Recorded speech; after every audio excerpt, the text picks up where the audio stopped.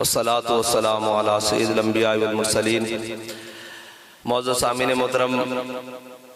میں حکم حافظ محمد انس حسین صاحب یہاں ممبر پر کھڑا ہو گیا ہوں، ورنہ جمعے میں تو خطاب کر چکا ہوں اور خطاب آج کا بہترین ہو بھی چکا ہے۔ علامہ اقبال کی وہ جو علامہ اقبال نے قصیدہ پیش کیا حضرت سیدہ کی بارگاہ میں، اس کے باقی چند اشعار پڑھ کر حصول برکت کے لیے میں آپ سے اجازت چاہوں گا۔ اقبال نے کہا نا، مریم از یک نسبت عیسیٰ عزیز، از سہ نسبت حضرت زہرا عزیز، نور چشم رحمت للعالمین، آئے امام اولین و آخرین، بانو تاجدار حل عطا، مرتضی مشکل گشا شیر خدا۔ اور آگے اقبال نے کہا کہ آج کے شمع شمستان حرم، آج کے شمع شمستان حرم، حافظ جمعیت خیر الامم، اور مادریاں مرکز پرکار عشق، اور مادریاں کاروان سالار عشق۔ اور پھر آگے کہتا ہے مزرع تسلیم را حاصل بطول۔ کیا بات ہے! اقبال نے اس نے کہا کہ جتنی بھی تسلیم و رضا کی کھیتی ہے نا، اس کے اندر سے جو کچھ بھی نکلتا ہے وہ سیدہ کی ذات ہے۔ مزرع تسلیم را، قیامت تک کے لیے جس نے بھی تسلیم اور رضا کا پیکر بننا ہے نا، مزرع تسلیم را حاصل بطول، اور مادرہ را اسوہ کامل بطول۔ اور پھر کہتا ہے سیرت فرزندہاز امہات، جوہر صدق و صفا امہات۔ یہودی کے پاس حضرت سیدہ کی چادر پہنچی تو وہ دیکھ کر کلمہ پڑھنے لگا، اس لیے کہ ان کے دروازے، جن کے دروازے کھلے تھے ہر گدا کے واسطے ہیں جی، وہاں سے کوئی خالی تو گیا نہیں نا۔ یہ تو حضرت سیدہ نا، اسی لیے تو اقبال نے کہا سیرت فرزندہاز امہات، حضرت سیدہ نے وہ جن کا آنچل نہ دیکھا ماہ و مہر ہیں جی، وہ چادر اپنے آقا و مولا صلی اللہ علیہ وسلم کی امتی کے لیے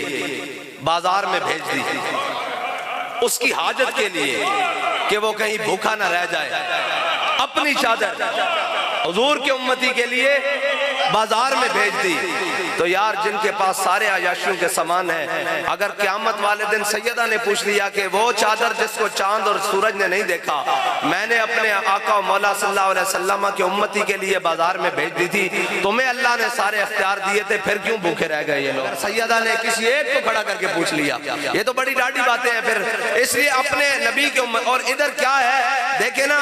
امتی امتی لب پہ جاری رہا ہے جی، اور لوگ سمجھتے ہیں ایسے نہیں بات ہے، حضور کو اپنی امت بڑی پیاری ہے۔ دیکھیں پھر حضور کے گھر والوں کو بھی کتنی پیاری ہے کہ دروازے پہ آیا، سیدہ نے فرمایا 2 دن سے فاقے ہے کچھ نہیں، یہ چادر لے جاؤ۔ اور پھر اسی طرح کا وہ واقعہ جب حضرت سیدہ حضور کی بارگاہ میں پہنچی، ان کو پتہ لگا کہ حضور کے پاس لونڈیاں بھی آئی ہیں، کنیزیں بھی آئی ہیں، سارا مال غنیمت بھی آیا ہے۔ کیا یا رسول اللہ مجھے ایک خادمہ دے دے، ایک لونڈی دے دے، ایک کنیز دے دے، یہ چکی چلا چلا کر میرے ہاتھ چھلنی ہو گئے ہیں، پانی کے ڈول کھینچ کھینچ کے میرے ہاتھوں میں جناب چیرے پڑ گئے ہیں، پھٹ پڑ گئے ہیں۔ فرمایا فاطمہ تجھ سے بھی زیادہ حقدار لوگ ابھی مدینے میں رہتے ہیں۔ یہ ہے مقام، ادھر حضور نے اور ادھر حضرت سیدہ نے۔ پھر تو اقبال نے کہا نا سیرت فرزندہاز امہات، اور جوہر صدق و صفات امہات۔ حضرت امام حسن کے ساتھ جب حضرت امیر معاویہ کی صلح ہوئی نا، جب صلح ہوئی، یہ جوہر صدق و صفات امہات، جب صلح ہوئی تو سال کے بعد حضرت امیر معاویہ سارا خراج کٹھا کر کے، جناب ساری خلافت کا خراج کٹھا کر کے لے گئے نا جب حضرت امام حسن کی بارگاہ میں، اور ملاقات کے لیے بیٹھے تو سارا جب سونے چاندی مال پیسے جب حضرت امام حسن کی نظر کیے نا، تو دل میں خیال آیا، انہوں نے کہا میں ہندہ کا بیٹا ہوں تو حسن کو اتنا مال دے رہا ہوں نا، ہندہ کا بیٹا ہوں تو حسن کو اتنا مال دے رہا ہوں۔ دل میں یہ خیال کیا میں بڑے اونچے نسب سے ہوں، بڑے خاندان سے ہوں، بڑے لوگوں میں سے ہوں، تو اتنی بڑی ماں کا بیٹا ہوں تو اس لیے میں حسن کو مال دے رہا ہوں۔ جب حضرت امیر معاویہ گفتگو کر چکے، حضرت امام حسن ان کو باہر دروازے پر روانہ کرنے کے لیے جب باہر ساتھ تشریف لائے نا، تو حضرت امام حسن کے پاپوش بردار یعنی غلام نے اپنی بغل میں سے جب آپ کے جوتے نکالے نا، جو اس طرح پڑے تھے، اس نے سیدھے کیے نا، تو حضرت امام حسین نے وہ لاکھوں روپے نکال کر اس غلام کو دے دیے، اور حضرت امیر معاویہ کی طرف دیکھ کر کہا یا امی انا ابن ابن فاطمہ فرمایا چچا جان لکھاں حسن نو دے کے سوچ دیو میں ہندہ دا پتر ہاں میں اس دا پتر ہاں جڑے ساڑی جتیاں سیدیاں کرے لکھاں اس نو دے دیں دیا یہ کریم ہے وہ سرور یہ کریم ہے وہ سرور کہ لکھا ہوا ہے در پر جسے لینے ہو دو عالم وہ امیدوار آئے بتایا ہی نہیں دنیا کو نہیں بتایا ورنہ یار اگر بتایا کیا ہوتا کہ میرے آقا و مولا صلی اللہ علیہ وسلم سے جب بھی حضرت سیدہ ملنے آئی میرے آقا و مولا صلی اللہ علیہ وسلم نے کھڑے ہو کر آپ کا استقبال کیا ہاں بیٹیوں کے حقوق اور جناب جڑے ساریاں جائیداداں کھا کے سارے حق مار کے پھر آ کے جناب اور جناب عورت دی آزادی دی گل کرن ادھر آؤ حضور دے در تے جدوں بھی حضرت سیدہ ملانا جنہ واسطے ملائک بھی کھڑے سارے انبیاء اور رسل بھی ہاتھ بن کے کھڑے گاہے زیر آسماں از عرش نازک تر نفس گم کردہ می آیت جنید و با یزیدی جا ہاں جی جدو اے آیت اتر جائے یا ایوہ الذین آمنوا لا ترفعوا اصواتکم فوق صوت النبی ہاں جی حضرت جناب سیدنا صدیق اکبر اس آیت تو بعد حضور نے اس طرح گل کر دے سن جس طرح سرگوشیاں کی دیاں جان دیا اور حضرت جناب عمر تا اتنی دھیمی اپنی آواز کر لی سی کہ میرے آقا و مولا صلی اللہ علیہ وسلم نے دوبارہ پوچھنا پہندا سی کہ عمر تو کی کہنا کیڑی گل ہے لیکن ادھر دیکھو جناب سیدہ جدو بھی تشریف لے آئیاں میرے آقا و مولا صلی اللہ علیہ وسلم کھڑے ہو کر استقبال کی ہاں تو آیا نہ درتے کیوں بد نصیبہ ہزاراں رنگاں وچ رنگیں دے محمد بس اتنی کی بات ہے کہ ساریاں گلاں اپنی جگہ ساریاں چیزاں اپنی جگہ ایک حسین ہی نہیں سمجھ آندا ایک حسین ہی نہیں سمجھ آندا قیامت تک ہاں جی حضرت جناب آدم تو لے کے حضور دے آخری امتی تک سیدہ دے بیٹے حسین جیسا آنا کسے نے نہیں آنا ایک حسین ہی سمجھ نہیں آندا اور علامہ اقبال نے جڑی گل کی تھی نا وہ بڑی ڈاڈی کی تھی اقبال کہندا امام حسین جڑی شجاعت اور حریت لے کے کربلا گئے نا حضرت سیدہ نے جڑی انہوں نے گود لوری دیتی نا اس دی وجہ نال گئے اور کہندا قیامت تک جس نو حریت ملے گی وہ امام حسین دی اس لوری دی وجہ نال ملے گی ورنہ تا کوئی گل کر ہی نہیں سکتا نا ورنہ تا حق گل کر ہی نہیں سکے گا کسے کو پیمانہ ہی کوئی نہیں ہوئے گا او جی بڑے ظالمن مار دین او جی گولی مار دین او جی اینج کر دین او جی اینج کر دین پھر حسین یاد آئے گا پھر بندہ گل پھر سارا کچھ چھاڑ مار کے گل کر دے گا ایک جناب حضرت سیدنا امام حسین جڑے حضرت سیدہ دی گودش پلے اور امام حسین اقتدار واسطے تا گئے نہیں نہ شہرت واسطے گئے نہ جا واسطے گئے جس ٹائم امام حسین کربلا گئے اس وقت آپ دی داڑھی سفید ہو چکی سی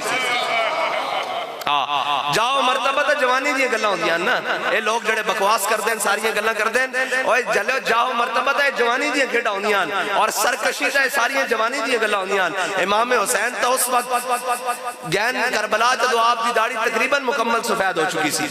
امام حسین حق دی شمر روشن کرنے واسطے گئے شمر کا خنجر گلوے خشک پر چلتا رہا بزم حق روشن رہی حق کا جیا جلتا رہا جی اے میرے آقا و مولا صلی اللہ علیہ وسلم دے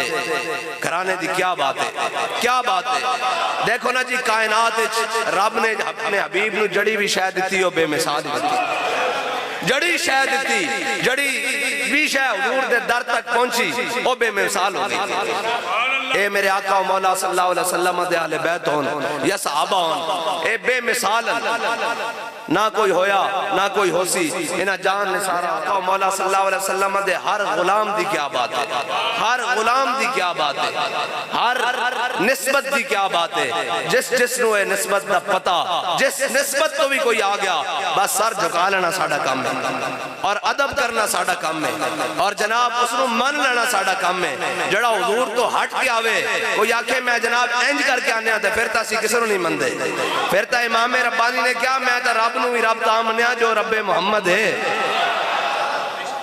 اچھا اقبال اگے سیرت فرزندہاز امہات اور جوہر صدق و صفاز امہات اقبال ساری یہ چیزیں بیان کر دیا کہندہ رشتہ آئین حق زنجیر پاس اقبال کہندہ